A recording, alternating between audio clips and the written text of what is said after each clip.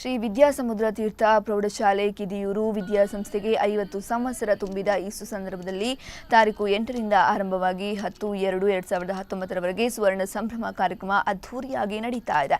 ದಿನಾಂಕ 9/2/2019 ಶನಿವಾರದಂದು ಸಂಜೆ ಗಂಟೆ 6ಕ್ಕೆ ಯಕ್ಷಗಾನ ನೃತ್ಯ ವೈಭವ ನಡೆದಿದೆ. ರಾತ್ರಿ 8ರಿಂದ ಸಭಾ ಕಾರ್ಯಕ್ರಮ ನಡೆಯಲಿದೆ. ದಕ್ಷಿಣೋತ್ತರ ಕನ್ನಡ ಜಿಲ್ಲೆಯ ಹೆಸರಾಂತ ಮಹಿಳಾ ಮತ್ತು ಪುರುಷ ಕಲಾವಿದರಿಂದ ಗದಾಯುದ್ಧ ಯಕ್ಷಗಾನ ನಡೆದಿದೆ.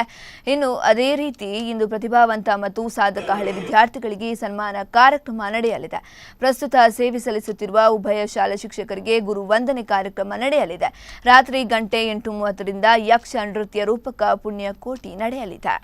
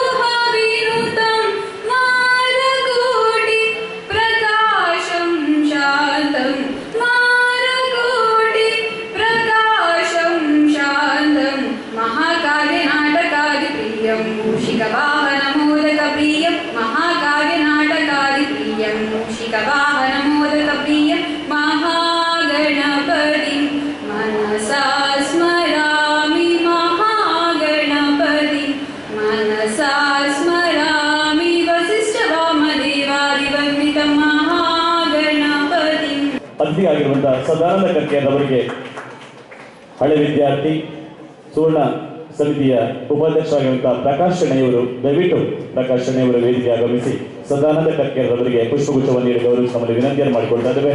ಸಮಾರಂಭದ ಇನ್ನೋರ್ವ ಅತಿಥಿ ಹಿರಿಯಣ್ಣ ಟಿ ಕಿದಿಯೂರವರಿಗೆ ತಾರನಾಥ ಸುವರ್ಣರವರು ದಯವಿಟ್ಟು ವೇದಿಕೆ ಆಗಮಿಸಿ ಸ್ವಾತಿ ದಯವಿಟ್ಟು ವೇದಿಕೆಗೆ ಆಗಮಿಸಿ ಪುಷ್ಪಗುಚ್ಛವನ್ನು ನೀಡಿ ಗೌರವಿಸುವ ವಿನಂತಿಯನ್ನು ಮಾಡಿಕೊಳ್ತಾ ಇದ್ದೇವೆ. ಉದ್ಘಾಟಕರಾದ ಶ್ರೀ ವಿದ್ಯಾಸಮುದ್ರ ತೀರ್ಥ ಪ್ರೌಢಶಾಲೆಯ ನಿವೃತ್ತ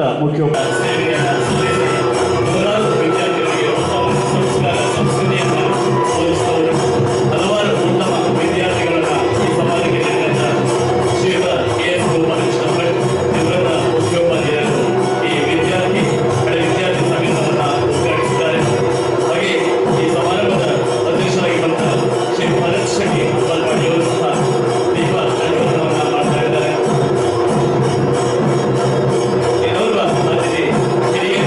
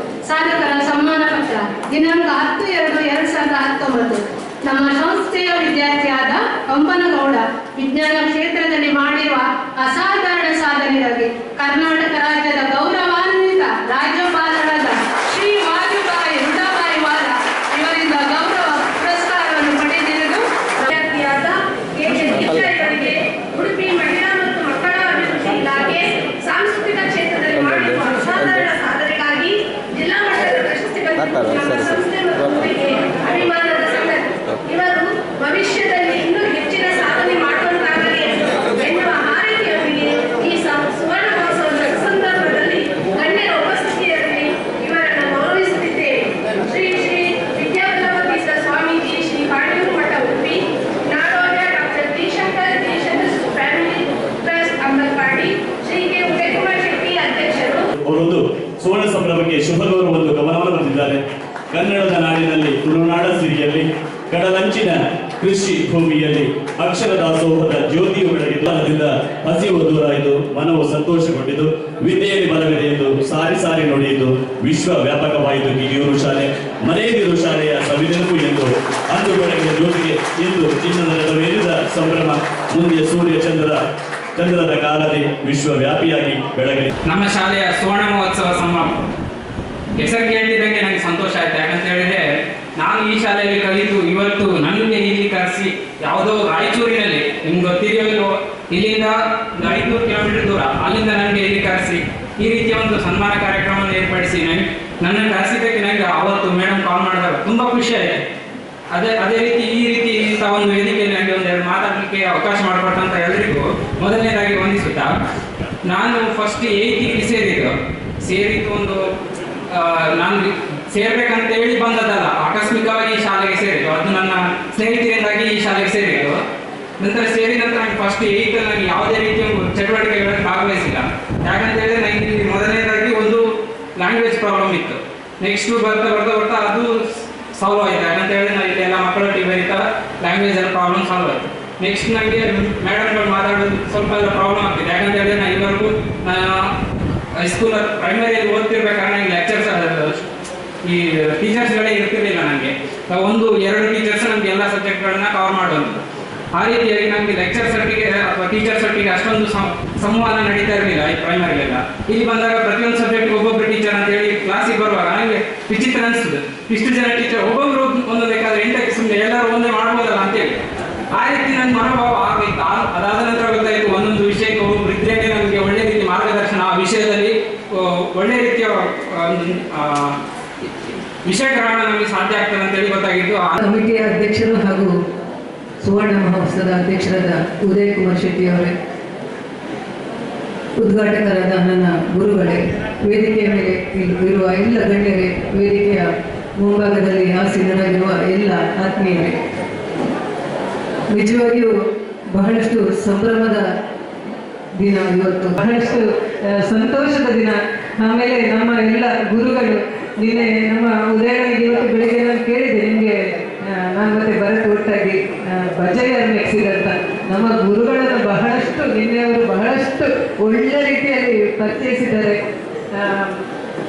ನಾವೆಲ್ಲ ಜಯಶ್ರೀ ಮೇಡಮ್ ಅವರೇ ಹೇಳಿದ್ರು, ನಾವು ತುಂಟಾಟದ ಮಕ್ಕಳಂತೂ ಅಲ್ಲವೇ ಅಲ್ಲ, ನಾವೆಲ್ಲ ಪಾಪದ ಮಕ್ಕಳೇ ಆಗಿತ್ತು. ಈಗ ಸ್ವಲ್ಪ ವೇದಿಕೆಯಲ್ಲಿ ಮಾತಾಡಲಿಕ್ಕೆ ಶುರು ಮಾಡಿದ್ದೇವೆ.